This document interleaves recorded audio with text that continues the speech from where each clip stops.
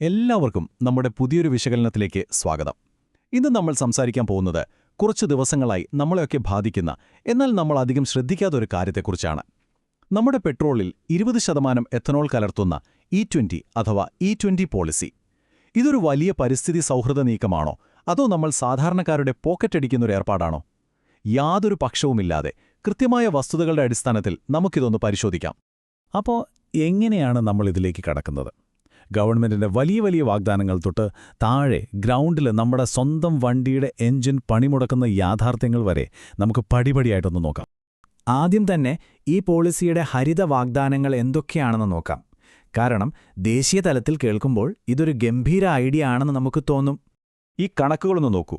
വിദേശത്തുനിന്ന് എണ്ണ ഇറക്കുമതി ചെയ്യുന്നത് കുറച്ചതുവഴി സർക്കാർ ലാഭിച്ചത് 1.36 ലക്ഷം കോടി രൂപയാണ്. ചെറിയ തുകയല്ല കേട്ടോ. അതുപോലെ കർഷകർക്കും ഡിസ്റ്റിലറികൾക്കുമായി ലക്ഷക്കണക്കിന് കോടികളുടെ അധിക വരുമാനം. ഒപ്പം 700 ലക്ഷം ടൺ കാർബൺ പുറന്തള്ളുന്നത് കുറയ്ക്കാനും കഴിഞ്ഞുവെന്ന് പറയുന്നു.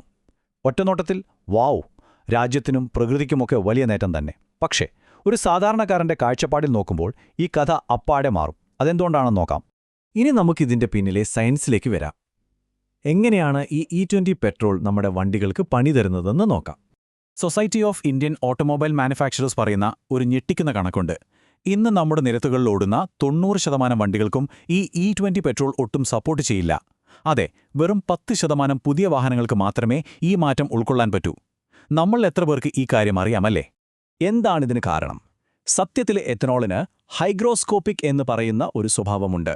ലളിതമായി പറഞ്ഞാൽ, അന്തരീക്ഷത്തിലെ ഈർപ്പം അല്ലെങ്കിൽ വെള്ളം വളരെ വേഗത്തിൽ വലിച്ചെടുക്കാനുള്ള രാസഗുണം.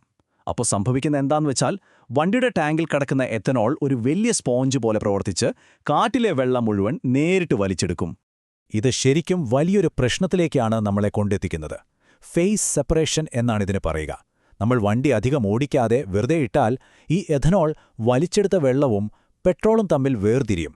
എന്നിട്ട് ഈ വെള്ളം മുഴുവൻ ടാങ്കിന്റെ അടിയിൽ പോയി കിടക്കും. പിന്നെ പറയണ്ടല്ലോ, വണ്ടിയുടെ ഉള്ളിലെ ഇരുമ്പ് ഭാഗങ്ങളൊക്കെ എളുപ്പത്തിൽ തുരുമ്പെടുക്കാൻ ഇത് കാരണമാകും. പ്രശ്നം അവിടെയും തീരുന്നില്ല കേട്ടോ. എഥനോൾ എന്ന് പറയുന്നത് വളരെ ശക്തമായ ഒരു സോൾവെന്റ് കൂടിയാണ്. അപ്പോൾ BS4 അല്ലെങ്കിൽ അതിന് താഴെയുള്ള വണ്ടികളിലെ ഇന്ധന പൈപ്പുകളിലെ പഴയ അഴുക്കൊക്കെ ഇത് അലിയിപ്പിക്കുകയും ഫിൽട്ടറുകൾ മൊത്തത്തിൽ ബ്ലോക്കാക്കുകയും ചെയ്യും. പഴയ റബ്ബർ പൈപ്പുകളൊക്കെ വേഗത്തിൽ ദ്രവിച്ചു പോകും. ഗ്രൗണ്ടിലെ അവസ്ഥ അത്രയ്ക്ക് സീരിയസ് ആണ്. ഈയിടെ തെലങ്കാനയിലെ പെട്രോൾ പമ്പുകാർ വരെ ഔദ്യോഗികമായി പറഞ്ഞിരുന്നു, E20 പെട്രോളിൽ വെള്ളം കണ്ടാൽ അതിന് ഞങ്ങൾ ഉത്തരവാദികളല്ല എന്ന്. ഇനി നമ്മൾ സാധാരണക്കാർക്ക് ഏറ്റവും പ്രധാനപ്പെട്ട മറ്റൊരു കാര്യമുണ്ട്: മൈലേജ്. സാധാരണ പെട്രോളിനെ വെച്ച് നോക്കുമ്പോൾ എഥനോളിന് ഊർജ്ജശേഷി അഥവാ എനർജി ഡെൻസിറ്റി 27% കുറവാണ്. അപ്പോൾ സ്വാഭാവികമായിട്ടും വണ്ടിയുടെ മൈലേജ് ഒരു 6 മുതൽ 20% വരെ കുറയും.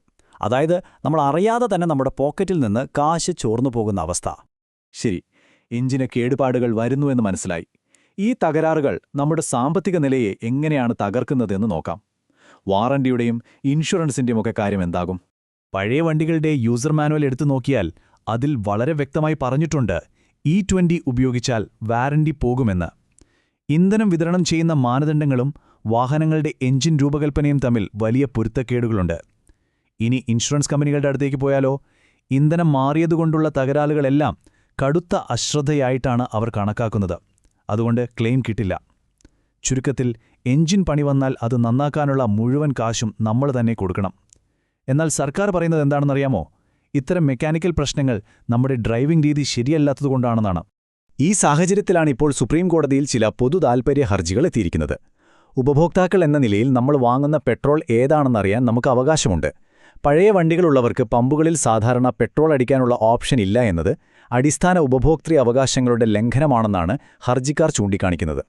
അപ്പോൾ ഇവിടെ ഒരു വലിയ ചോദ്യം വരുന്നുണ്ട്. ഇത്രയൊക്കെ പ്രശ്നങ്ങളുണ്ടായിട്ടും യഥാർത്ഥത്തിൽ ഇതിൽ നിന്ന് ലാഭം കിട്ടുന്നത് ആർക്കാണ്?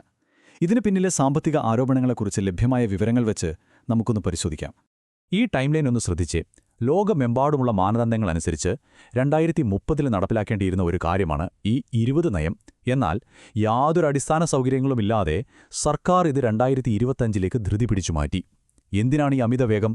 ഇത് ഇന്ധന വിതരണക്കാർക്കും ഉൽപ്പാദകർക്കും പരമാവധി ലാഭം ഉറപ്പാക്കാൻ വേണ്ടിയാണെന്നാണ് പ്രധാന വിമർശനം. ഇവിടെ മറ്റൊരു പ്രധാനപ്പെട്ട കാര്യം കൂടിയുണ്ട്. നമ്മൾ നേരത്തെ പറഞ്ഞല്ലോ എഥനോൾ കലർത്തുന്നുണ്ടെന്ന്.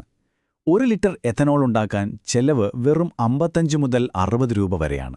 അപ്പോൾ 20% വിലക്കുറവുള്ള എഥനോൾ പെട്രോളിൽ കലർത്തുമ്പോൾ പമ്പുകളിൽ സാധാരണക്കാർക്ക് പെട്രോളിന് വില കുറയേണ്ടതല്ലേ? പക്ഷേ അങ്ങനെ സംഭവിക്കുന്നില്ല. ഒരേ വില കൊടുത്ത് കുറഞ്ഞ മൈലേജ് കിട്ടുന്ന പെട്രോൾ നമ്മൾ വാങ്ങണം. ഇത് സാധാരണക്കാർക്ക് അക്ഷരാർത്ഥത്തിൽ ഇരട്ടി സാമ്പത്തിക നഷ്ടമാണ്. ഈ പോളിസി ഒരു സംഘടിത കൊള്ളയാണെന്ന് പലരും ആരോപിക്കാനൊരു കാരണമുണ്ട്. ലഭ്യമായ വിവരങ്ങളനുസരിച്ച് ഗതാഗത മന്ത്രാലയവും എഥനോൾ ഉൽപ്പാദിപ്പിക്കുന്ന ചില ഗ്രൂപ്പുകളും അതുപോലെ മഹാരാഷ്ട്രയിലെയും ഉത്തർപ്രദേശിലെയും വലിയ പഞ്ചസാര ലോബികളും തമ്മിൽ സാമ്പത്തിക ബന്ധങ്ങളെക്കുറിച്ച് പറയുന്നുണ്ട്. അതായത് പൊതുതാൽപര്യത്തെക്കാൾ ചില വ്യക്തികളുടെയും കോർപ്പറേറ്റുകളുടെയും ലാഭത്തിനാണോ ഈ പോളിസി മുൻഗണന നൽകുന്നത് എന്ന ഗുരുതരമായ ആരോപണമാണ് ഉയരുന്നത്. ഇനി ഇതിന്റെ ഹരിത പരിവേഷം എടുത്താലോ? 1 ലിറ്റർ എഥനോൾ ഉണ്ടാക്കാൻ 1000 ലിറ്റർ വെള്ളം വേണം. കരിമ്പ് കൃഷി വലിയ രീതിയിൽ ഭൂഗർഭജലം ഇല്ലാതാക്കുന്ന ഒന്നാണ്. പോരാത്തതിന് ഈ എഥനോൾ ഡിസ്റ്റിലറികൾ എന്നു പറയുന്നത് വലിയ തോതിൽ മലിനീകരണമുണ്ടാക്കുന്ന റെഡ് കാറ്റഗറി വ്യവസായങ്ങളിലാണ് ഉൾപ്പെടുന്നത്. കൂടാതെ നമ്മൾ കഴിക്കേണ്ട ഭക്ഷണവിളകളെ ഇങ്ങനെ ഇന്ധനത്തിനായി ആശ്രയിക്കുന്നത് ഭാവിയിൽ വലിയ പ്രതിസന്ധികൾ ഉണ്ടാക്കുമെന്നും വിദഗ്ധർ മുന്നറിയിപ്പ് നൽകുന്നു. ഇതൊക്കെയാണെങ്കിലും ഈ E20 പോളിസിയിൽ നിന്ന് ഇനിയൊരു തിരിച്ചുപോക്കില്ല എന്നാണ് ഗവൺമെന്റ് നിലപാട്. അപ്പോൾ പിന്നെ നമ്മൾ എന്തു ചെയ്യും? എഞ്ചിനുകളെ കാർന്നു തിന്നുന്ന ഈ അവസ്ഥയിൽ നിന്ന് നമ്മുടെ വണ്ടിയെ എങ്ങനെ സംരക്ഷിക്കാം എന്നതിനെക്കുറിച്ചുള്ള ചില കാര്യങ്ങൾ കൂടി പറയാം. ഈ കാര്യങ്ങളൊന്ന് ശ്രദ്ധിച്ചോളൂ. 1. വണ്ടി അധികനാൾ ഉപയോഗിക്കാതെ ഇടുമ്പോൾ ടാങ്കിൽ E20 പെട്രോൾ വെറുതെ ഇരിക്കാൻ അനുവദിക്കരുത്. ഇത് നേരത്തെ പറഞ്ഞ ഫേസ് സെപ്പറേഷൻ ഒഴിവാക്കാനാണ്. 2. വണ്ടിയുടെ പഴയ റബ്ബർ പൈപ്പുകൾ, ഓറിങ്ങുകൾ, ഫിൽറ്ററുകൾ എന്നിവ ഇടയ്ക്കിടെ പരിശോധിച്ച് മാറ്റുക. നിങ്ങളുടെ വണ്ടിയുടെ മാനുവൽ എടുത്ത് എത്ര ശതമാനം എഥനോൾ വരെ ഉപയോഗിക്കാമെന്ന് കൃത്യമായി നോക്കുക. ഒപ്പം നിങ്ങളുടെ ഇൻഷുറൻസ് പോളിസിയിൽ ഇന്ധനം മാറിയതുകൊണ്ടുള്ള തകരാറുകൾക്ക് കവറേജ് ഉണ്ടോ എന്നും ഒന്ന് ചെക്ക് ചെയ്യുന്നത് നന്നായിരിക്കും. അപ്പോൾ നമ്മൾ ചിന്തിക്കേണ്ട ഒരു അവസാന ചോദ്യം നൽകി ഞാൻ നിർത്താം. ഈ പോളിസി ശരിക്കും നമ്മുടെ പരിസ്ഥിതിയെ സംരക്ഷിക്കാനാണോ, അതോ നമ്മുടെ സാധാരണക്കാരുടെ മേൽ അടിച്ചേൽപ്പിക്കപ്പെട്ട സംഘടിതമായൊരു സാമ്പത്തിക ഭാരമാണോ? നമ്മുടെ സ്വന്തം വണ്ടിക്ക് കേടുപാടുകൾ വരുത്തുകയും കുറഞ്ഞ മൈലേജ് തരികയും ചെയ്യുന്ന ഈ ഇന്ധനത്തിന് നമ്മൾ ഇത്രയും വലിയ വില കൊടുക്കുമ്പോൾ ഇതിന്റെ യഥാർത്ഥ ലാഭം ആർക്കാണ് പോകുന്നത്? ഇതൊരു തുറന്ന ചോദ്യമാണ്. ഈ ഒരു വിശദീകരണം നിങ്ങൾക്ക് പുതിയ ചില അറിവുകൾ തന്നുവെന്ന് വിശ്വസിക്കുന്നു. കൂടുതൽ ചിന്തിക്കാൻ ഇത് നിങ്ങളെ സഹായിക്കട്ടെ. വീണ്ടും കാണാം. നന്ദി.